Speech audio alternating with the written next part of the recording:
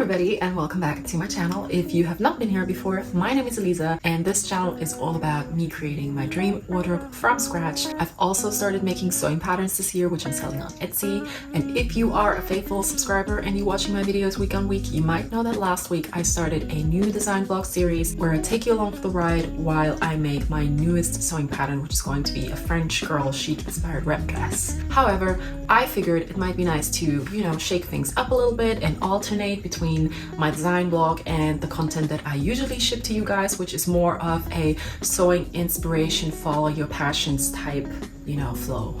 So I have a series on my channel which is called I See It, I Want It, where I recreate things that I see online. It might either be a specific designer piece that I would really love and I somehow try to recreate the look of it, or actually completely recreate it, which I have done in the past because I somehow was able to find the exact fabric of the thing that I wanted to make. But then also just generally trying to recreate the look of something, the feel of something, the aesthetic of something, and today is one of those days. I've recently seen this beautiful monochromatic white look on Allana. She is a YouTube and Instagram beauty creator slash influencer. She recently got married and she, in the run-up to her nuptials, dressed in white and off-white quite a lot, and I think she wore this to a night out or like a date night or something like this. And I just was immediately obsessed with this cool boxy cut denim shirt. I think it's denim or like a canvas shirt, and I really want to have something like this for myself. However, because I'm not gonna get married anytime soon, I figured why not make a monochromatic look like this. So the top and the bottom are corresponding, they're a co-ord set as people call it these days, but make it baby blue.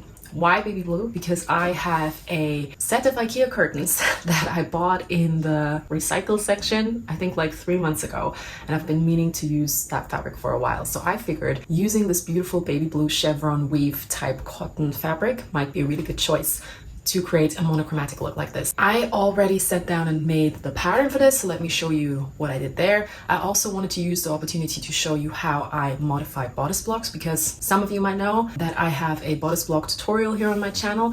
A bodice block is basically a template that is to your own measurements to a T, and you can use that to create different types of garments that you want to make. And some of you are not quite sure how to actually go from this basic bodice block to a completely different type of garment, so I want to go into that process a little bit of modifying the bodice block, and then we can jump into the sewing. So let's go, enough talking. Right, so what we have here is a basic bodice block. This is the front and this is the back. I have a tutorial on how to create this to your own specific measurements so this can fit you perfectly. And now I'm going to show you how I modify a basic bodice block like this. Basic means that it has a dart in the shoulder as well as in the waist to create this jacket, shirt jacket style piece that I want to make. So the first step is starting with the front to copy your basic bodice block, because what you want to avoid is to use this and cut it up and modify with this basic piece of paper that you have here, because this is your template, so you want to hold on to that. So what you do is you just copy it onto another piece of paper like this. Once that's done, we can have a think about what the shape of this shirt jacket is. We need to oversize it. We might not need darts, but I know that for comfort reasons it's always nice to have some sort of dart. What I definitely don't want is a dart in the shoulder. So the first thing I can do is go ahead and make an incision here in the shoulder dart on one side, and then I make another incision in the waist dart, and once that is done I can close the shoulder dart by just pivoting it shut like that. I'm gonna use some sellotape. We might want to even out the shoulder seam like that, and now we have a modified bodice block that doesn't have a shoulder dart. We also don't need a waist dart. So how am I going to change the shape of this to make it fit for this oversized shirt jacket? Now I can have a think about the general shape of this. I might want to make it just a smidge longer, and I also want this to be super angular and straight, so I'm just going to make a straight line over here, and then I'm going to create a line in a 90-degree angle to that. I'm not measuring here, right, because I just want it to be oversized. I don't need it to be a specific oversized. I just want it to be wider than it is right now. So I'm just creating a 90-degree angle here. Because we pivoted the shoulder dart, the armhole also changed a little bit and this tip moved upwards. We don't want that. So what we want is to lower the armhole a little bit, like that, and give it a new curve, like this. This looks a little bit much to me, so I might want to give it a bit of an angle anyway, not do 90 degrees, like that. And now I also want to give my corner down here a little curve, because that's what we have in the original design that I like so much. So I'm gonna find a curve that I like, and now we have a new shape. I hope you can see what I'm doing here. I know there's a lot of lines now. So this is the side seam. This is our new armhole. We don't have a shoulder dart. We don't have a waist dart. This is just the outline of our front piece. Right, so this is the new shape. What I think I want to do is raise the neckline a little bit as well, because I think that when we add the collar, it's going to become a little bit bigger. So I want to make it a little bit smaller than it is right now. And now we have a shape that sort of could potentially work. And that's how it is with making your own patterns always anyway. You make something that you think could potentially work, but you don't actually know if it will until you try it. So now that the front is done, we can do something similar with the back. And I'm going to use the front as a reference point. So I just have a straight line and place the back onto it. And then I go and trace it. I've traced parts of it because I don't need the waist dart, so I can just leave that be. So I have my shoulder area, which I'm going to leave as is. I do want a shoulder dart in the back to give us a little bit of like 3D expansion, a little bit of volume. What I need to do now is to try and somehow mimic the shape of our side seam and everything else onto the back. So I'm gonna try and create the same curve here by using the front as a guide, like that. And now I need to somehow connect the dots and have a think about how this affects my armhole in the back. So you can see that this raised the armhole quite a bit, which would make it smaller, or in any case, shorter. The length of the total seam is probably similar. And when I place the two next to each other, you can see that the side seams are corresponding, which is important.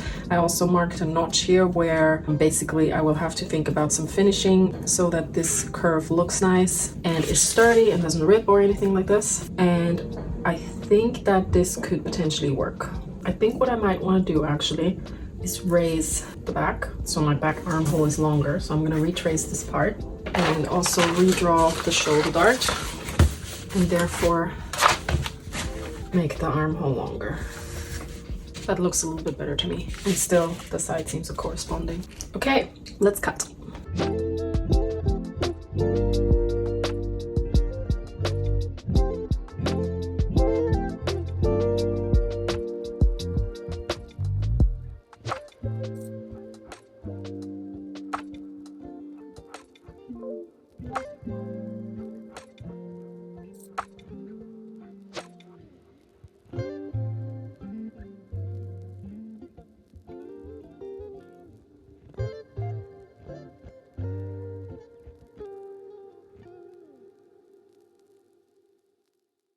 Alright, I have a dart in the shoulder and the back, so that's the first thing I'm going to sew.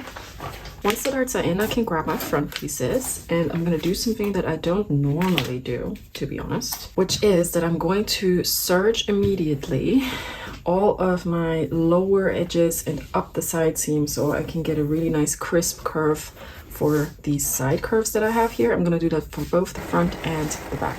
All my lengths are serged, and now I'm going to pin together the shoulder seams, not the side seams.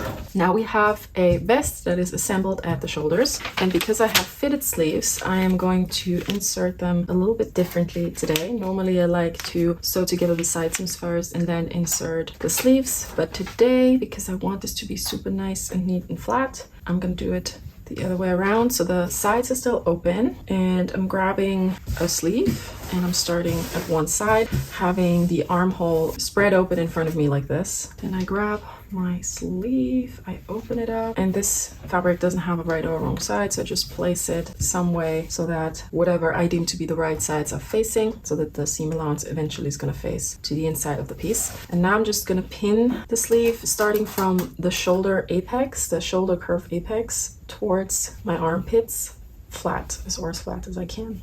By the way, if this fabric gives you vertigo, same.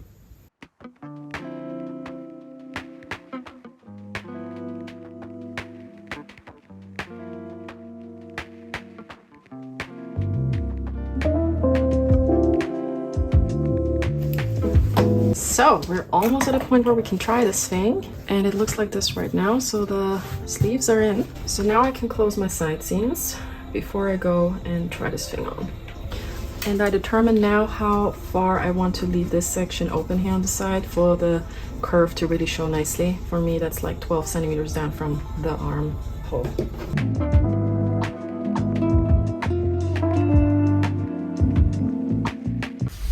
Here we are, that's the shape of the top, and I think it's pretty accurate. So it's obviously in no way, shape or form finished, so we will have to overturn the ends here and top stitch them. We'll have to finish the cuffs of the sleeves. They will be about an inch shorter than what they're right now, but in terms of like their shape, I think it's pretty good. I like the volume of it. It's not too big, it's not too small. I think it's just right. So now we can move on to the details like the button tape and the collar.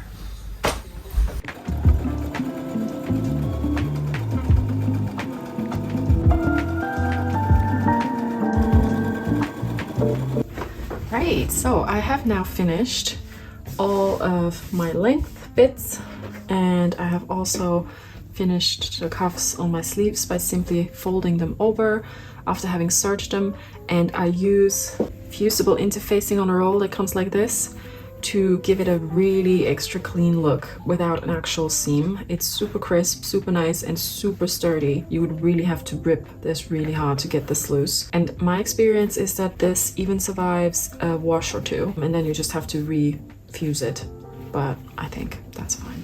Now that all of this is done, I can start focusing on the collar and on the center front button tape before I then move on to my breast pockets. Let's start with the collar. We have 2 layers of this shape here, which is basically just formed a shaped rectangle cut on a fold.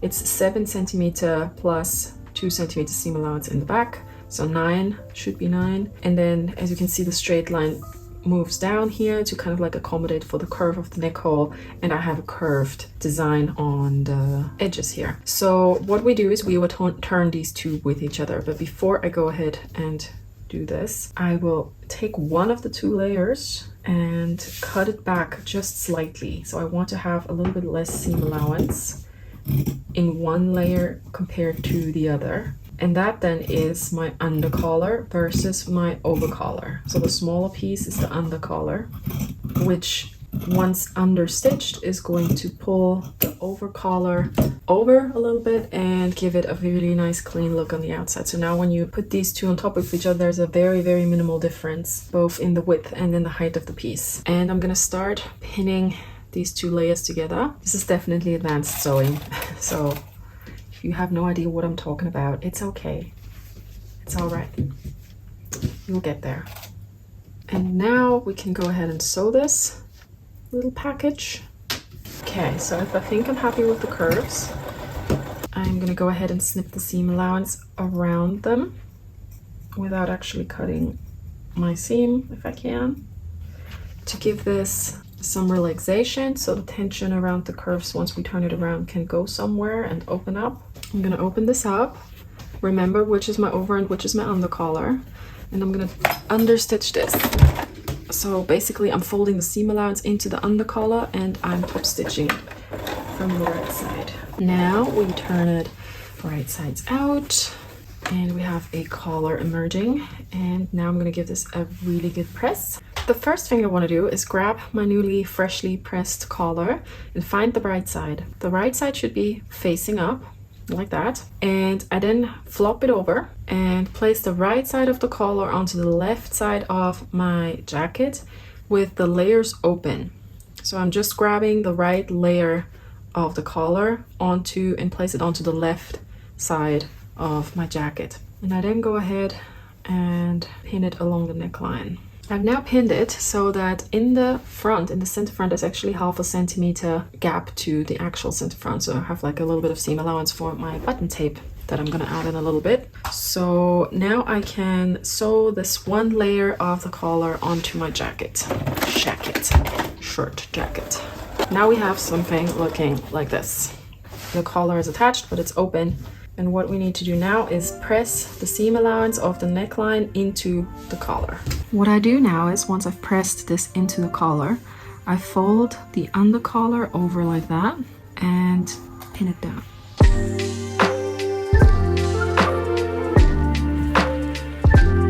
This little section here that I left, I'm gonna snip this by as much as my seam allowance is in the collar. So now I can nicely overturn everything with each other and get a really clean section here, while still having this piece that I can use to attach my button tape.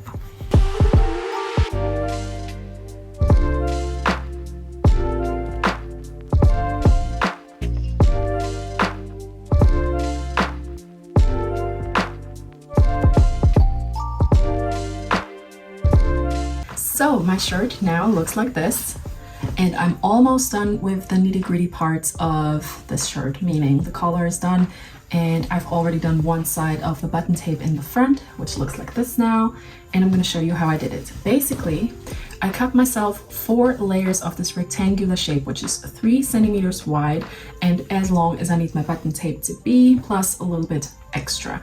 I then placed 2 of the 4 layers on top of each other and sewed the width of it, so the 3 centimeters, and down one side. So I basically sewed an L shape, and I left the bottom, this is the bottom, open. So you can see when I open this is how I sewed it together. I then overturned it and pressed it. So this is what this looks like now. So I have a button tape. Now the question is, how do I attach this to my shirt? And I'm going to show you now. Right, so the way I did this is I grabbed my prepared button tape, I placed it right sides touching onto the center front, and you might remember that I cut the seam allowance that I needed to actually attach the collar. We now have this situation here, and this is what we're going to use to attach our button tape. So I want this to be really accurate and clean, so we have no raw frays anywhere really. So the way I do this is I align my seam here on top this one with the beginning of my collar, and I'm going to try and place a needle exactly there. From there I just align the rest of the button tape with the center front and pin it. And you can see that the end of the button tape is longer than the actual jacket, and that's what I want because this way I can make sure that it's flush in the end. So what I do now is I sew this side down. And now here it's really important to get up to this point where the 2 seams meet, but not go further. So ideally, if that worked, we have a corner now that sort of looks like this. It's clean, but it could be a little bit cleaner. So anything that I didn't get with my machine, I'm just gonna do by hand because I just feel like that's a little bit more accurate and it's still gonna do what I need it to do. And I'm simply doing a normal chain stitch by hand. So 1 stitch forward, 1 stitch back. Okay, so now that I have sewn that part and made it a little bit more accurate, when I turn this out now, it's closer.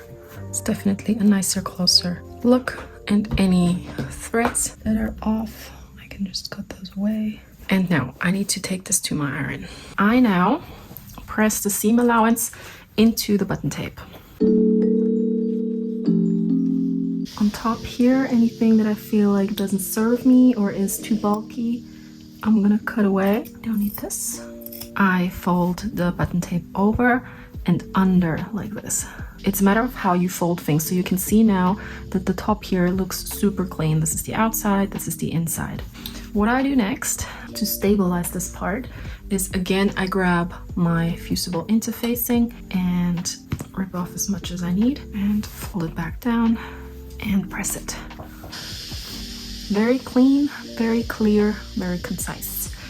And the rest of what I do is just by hand. I'm gonna invisibly close this section here because I don't just want to rely on the interfacing. I want to sew this shut here. And what I do at the end is I shorten this back to what I need it to be. I open this back up, fold it inwards and into itself like this, and simply sew it shut by hand. This is how I do it.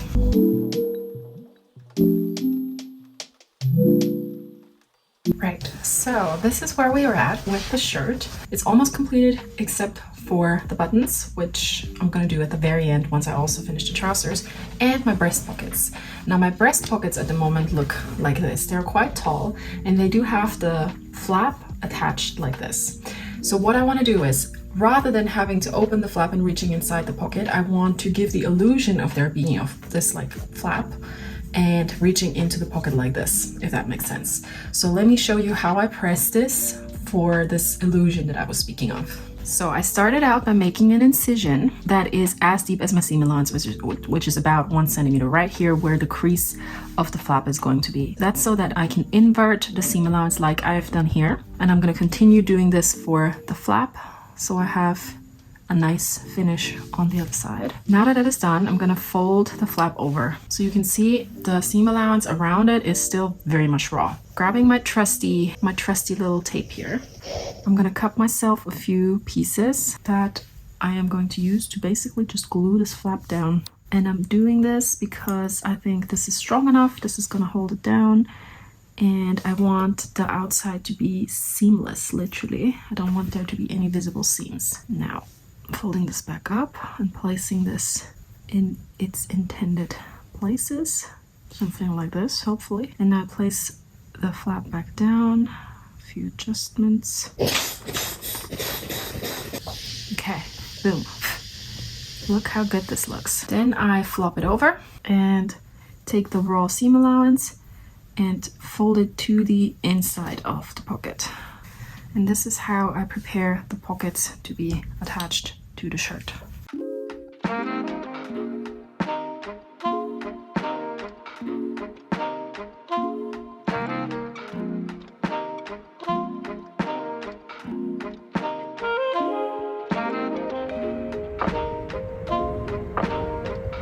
Hello there, we're having a good morning over here. I have my cup of tea.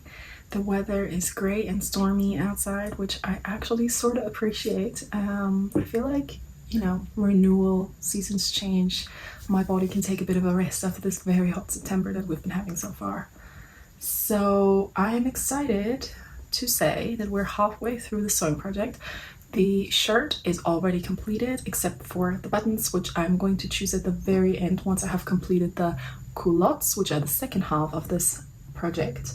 So I'll make those today. I think it's a pretty straightforward process except for the fly zip, of course, because that's always a bit of a faff.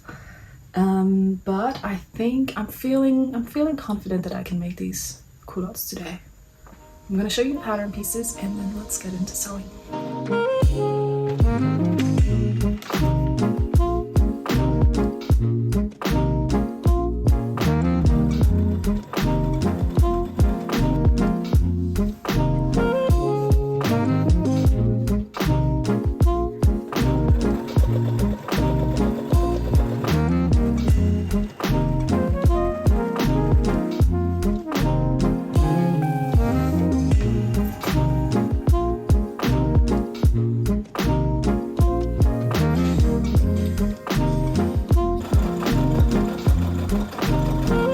Alright, so I have sewn the center back crotch seam. I have added the darts in the back. I have applied my back pockets already because I know that those can be really hard to apply once the trousers are sewn together. I do think I have a quite good idea of where I want them to be placed, so I'm hoping that that is not something that I'm gonna regret in a little bit. And I also tried a new technique where I actually use fusible interfacing to place the pockets rather than pin them and then sew them on my machine, so they're like double whammy secure.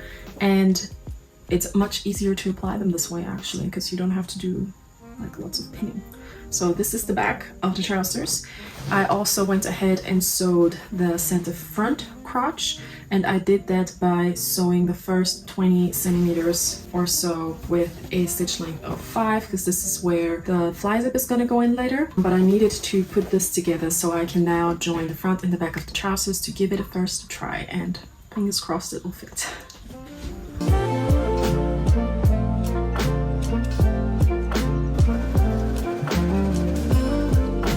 Alright, it's the first fitting. I have no clue if it's going to be a good fit or not. In some ways I think it could be too big, and in some ways I think it could be too small. This is what we're looking at right now. So let's see.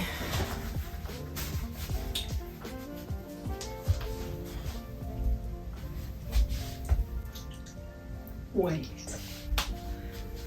What? Like what? Like what? This is perfect. I don't think I have ever in my sewing life made a pair of pants that fit perfectly without me having to do anything to them. Like zero alterations. What? Oh my god, I can't believe it. Oh my word, I need to hold on to this trouser pattern. Like, this worked. Look at this backside. Hello? Bottom line is, it's a good fit. Right, so next step is definitely the fly zip and the waistband. And then from there, I'm gonna have to think about the pockets, and yeah, that's it. Final stretch, guys, final stretch. I have now pressed the fly zip. Looks like this. Pretty good. I have a bunch of like straps here that I'm planning to use as a waistband. I don't have a pattern piece for the waistband. I just cut like a rectangular shape, like a long strap, and I'm going to show you how I fit this onto the trousers now. And then the last thing to do is to attach the front pockets and do the length of the trousers, and then we're done.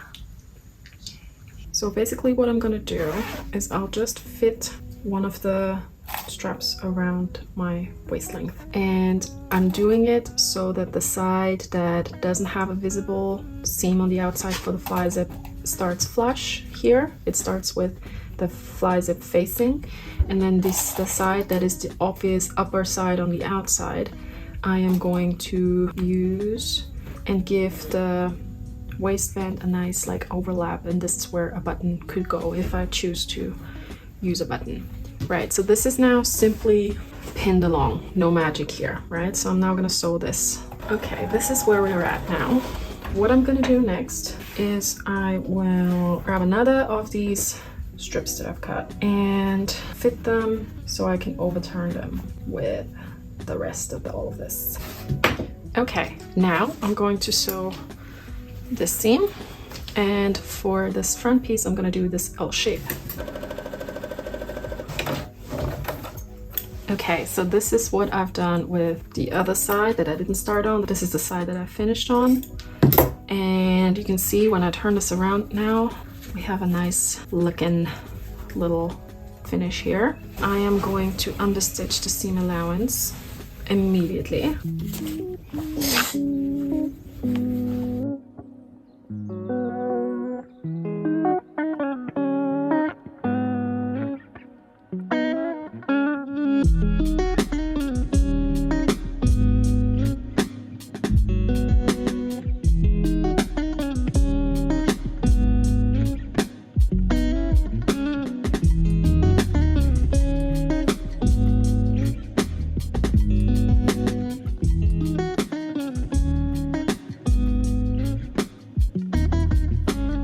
Alright guys, I'm just getting ready to shoot this co-ord set for the final reveal. I'm just waiting for the rain to stop.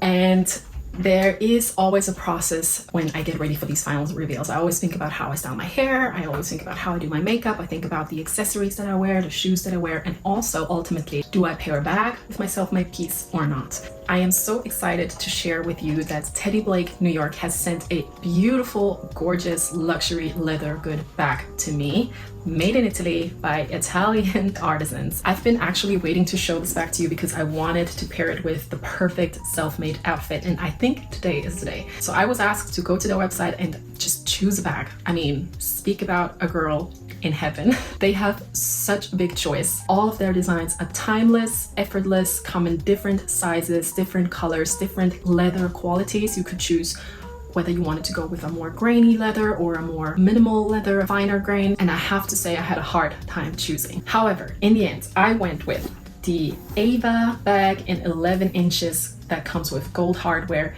in this beautiful dark red burgundy color. I mean,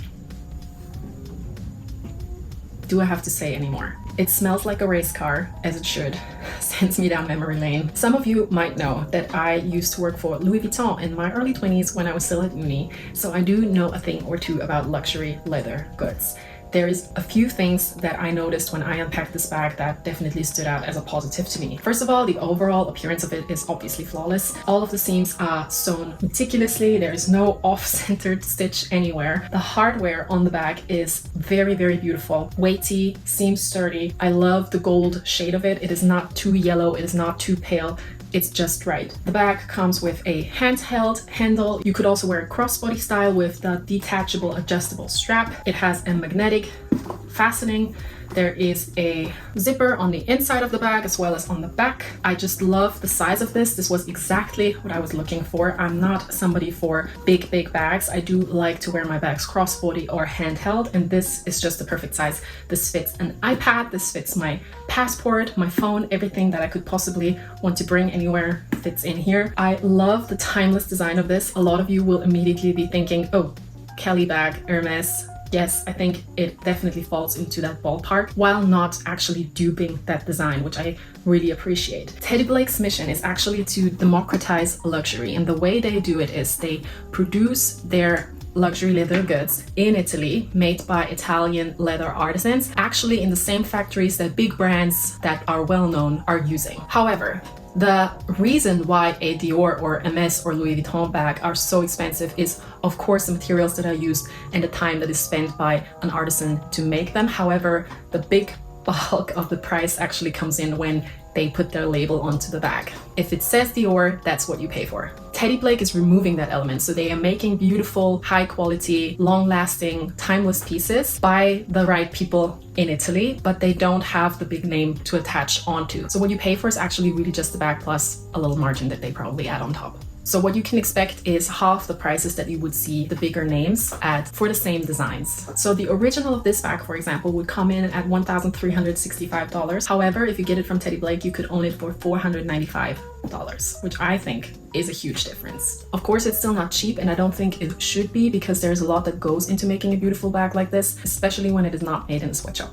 So if you're in the market for a luxury leather bag, I would highly recommend checking out Teddy Blake. Also, make sure you follow them on socials like Instagram, Facebook, and TikTok to always stay in the loop on the newest designs that they offer. Again, this bag has been gifted to me. I just want to make that clear, and I'm very, very grateful for it. Thank you so much, Teddy Blake New York, for sending this beautiful bag to me. And now let's see what it looks like with my newest self-made co-ord set.